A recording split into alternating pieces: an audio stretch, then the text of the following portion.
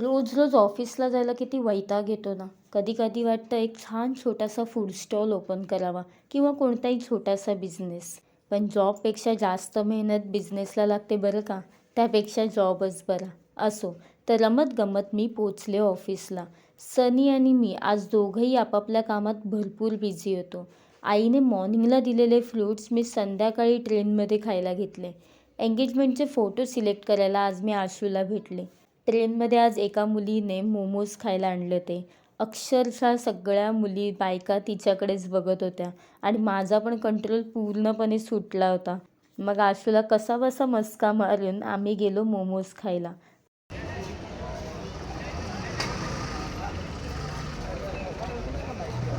ह्याला ट्रेनमध्ये कुठल्या मुलीला बघितलं मोमोज खाताना तिच्या तोंडाला पाणी आलं.